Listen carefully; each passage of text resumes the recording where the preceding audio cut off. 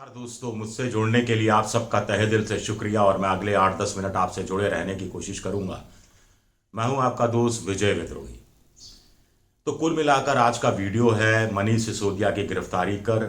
इसके दो भाग हम करते हैं। पहला भाग, आखिर वो कितने फ़ोन हैं, कितने मोबाइल फ़ोन हैं जिनमें कितने कितने राज मनीष सिसोदिया के छुपे हैं, जैसा सीबीआई दावा कर रही है। आखिर ऐसे कौन से सबूत हैं जो सीबीआई के हाथ लगे हैं, या कुछ ऐसे सबूत हैं जो कथित तौर पर मनीष सिसोदिया ने नष्ट कर दिए, जिन्हें नए सिरे से पूछताछ के जरिए सामने रखना चाहती है सीबीआई। आखिर मनीष सिसोदिया क्या लंबे समय के लिए नप गए हैं? उनका कहना है खुद ही कि 7-8 महीने जेल में भी रहा तो कोई फर्क नहीं पड़ेगा। दूसरा भाग कि अब आगे क्या होगा, आपकी राजनीति का क्या होगा, बीजेपी की राजनीति का क्या होगा। क्या आप और कांग्रेस यानी विपक्षी पार्टियां अब जांच एजेंसियों की तथा कथित दादागिरी के नाम पर एक हो जाएंगी, सामने आ जाएंगी, साथ आ जाएंगी? क्या बीजेपी ने अपने पैर पर कुल्हाड़ी मार दी है? क्या बीजेपी ने एक मास्टर स्ट्रोक खेला है? क्या बीजेपी का अगला कदम अरविंद केजरीवाल की गिरफ्तारी होगा? क्या बीजेपी दिल्ली में ही राज्य अर्धराज्य का दर्जा खत्म करना चाहती है और उसको यूनियन टेरिटरी बनाना चाहती है? ये भी कुछ सवाल हवा में उठ रहे हैं जिस ढंग से बीजेपी आगे चल रही है। पहले सवाल सीबीआई का। तो सीबीआई का कहना है कि ये जो आबकारी नीति का फॉर्मुलेशन हो रहा था, बनाई जा रही थी, तब 170, कुछ लोग कह रहे हैं 100 से ज़्यादा, कुछ लोग कह रहे हैं 170 मोबाइल फ़ोन इस्तेमाल किए गए। आखिर 170 मोबाइल फ़ोन क्यों इस्तेमाल किए गए? कौन इस्तेमाल कर रहा था? मनीष सिसोदिया कितने मोबाइल फ़ोन इस्तेमाल कर रहे थे? शराब माफिया से जुड़े हुए लोग, शराब के बड़े ठेकेदार या साउथ लॉबी कितने मोबाइल फ़ोन इस्तेमाल कर रही थी? उसमें क्या चैट डिलीट कर दिए गए, क्यों कर दिए गए? मैसेज डिलीट कर दिए गए? फॉर्मेट क्यों नए सिरे से किया गया? कितने फ़ोन बदले गए? 170 में से कितने यूज़ में लाए गए और फेंक दिए गए? कितने डिस्ट्रॉय यानी पूरी तरह से नष्ट कर दिए गए? ये एक महत्वपूर्ण सवाल है। दूसरा, कहा जा रहा है कि मनीष सिसोदिया 4 मोबाइल फ़ोन का इस्तेमाल कर रहे थे जो किसी अन्य नाम से खरीदे गए थे और उसके सारे चैट डिलीट कर दिए गए। उसके इंटरनल डिवाइस में जाकर भी चीज़ें नष्ट की गई, ख़त्म की गई, ताकि किसी तरह का सबूत नहीं मिले। क्या वाकई में ऐसा था? ये 4 फ़ोन किनके नाम पर थे? तीसरा, सीबीआई रिलाई कर रही है आबकारी अधिकारी पर जिन्होंने 164 के तहत मजिस्ट्रेट के सामने बयान दिया है, यानी अपनी गवाही अगर उन्होंने अब बदली या पलटे तो उन्हीं पर मुकदमा दायर हो सकता है। सीबीआई रिलाई कर रही है अरोड़ा नाम के एक शराब कारोबारी पर जो वादा माफ गवाह हो गया है, सरकारी गवाह हो गया है। उसी ने बहुत सारी जानकारी मोबाइल फ़ोन के बारे में दी और उसके मोबाइल फ़ोन से उस आबकारी नीति का ड्राफ्ट मिला जो उस समय लागू भी नहीं की गई थी। अब एक बड़ा सवाल उठता है, आपके दिमाग में भी उठेगा, कि कौन ऐसा मूर्ख आदमी है जो अपने मोबाइल फ़ोन में ड्राफ्ट को सेव करके रखेगा? क्यों करेगा वो सेव करके? या फिर ड्राफ्ट में कुछ ऐसा था जो मनीष सिसोदिया को आगे जाकर फंसा सकता था अगर मनीष सिसोदिया बड़े शराब कारोबारियों से किए गए कथित वायदे को निभाने में नाकाम होते हैं या पीछे हटते हैं? तो ये भी कुछ बड़े सवाल हैं।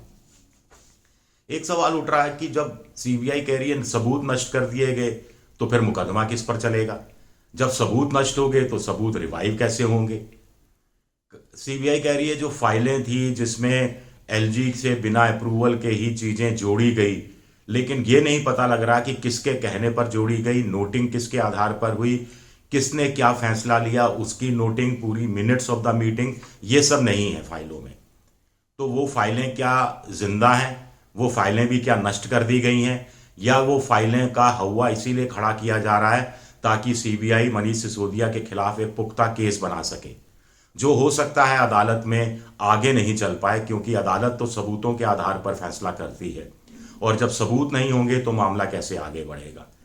कुछ लोग कह रहे हैं बड़े सूझबूझ के साथ 90 तुले अंदाज में सीबीआई ने मामला बनाया है ताकि सीबीआई को अदालत से सहानुभूति मिल सके।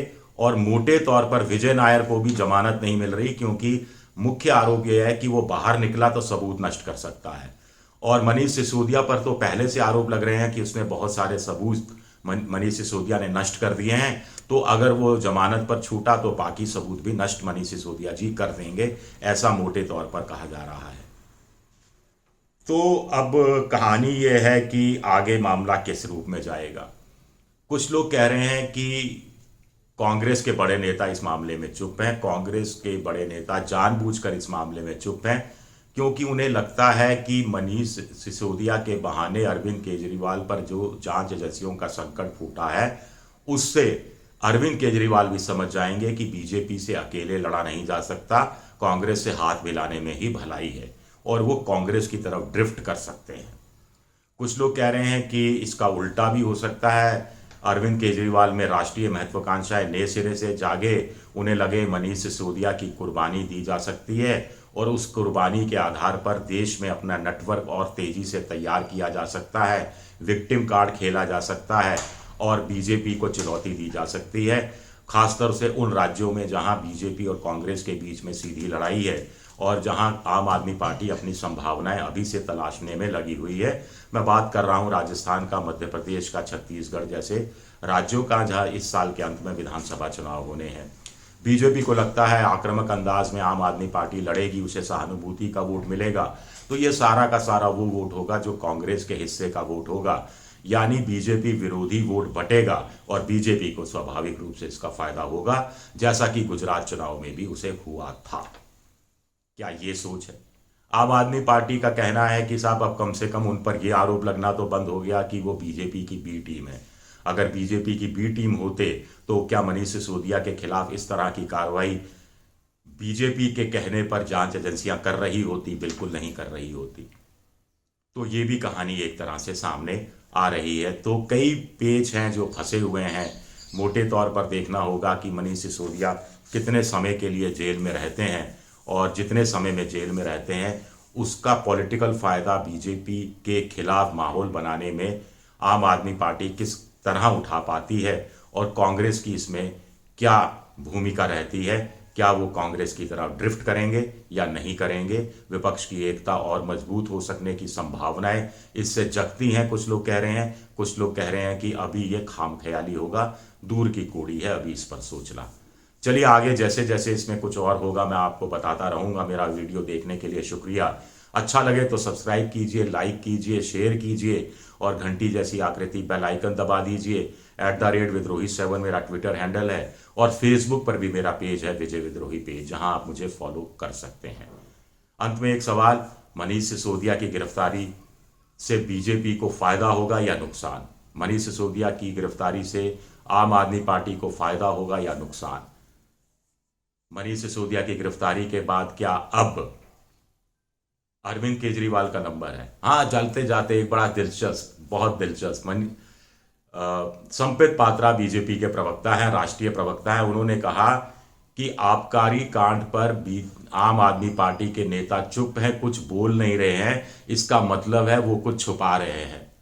तो भाई साहब, अडानी कांड पर भी तो मोदी जी कुछ नहीं बोल रहे हैं, यानी इसका भी मतलब यही निकाला जाए कि वो कुछ छुपा रहे हैं। सोचिए, सिर्फ सोचिए। शुक्रिया आप सबका, बहुत बहुत शुक्रिया।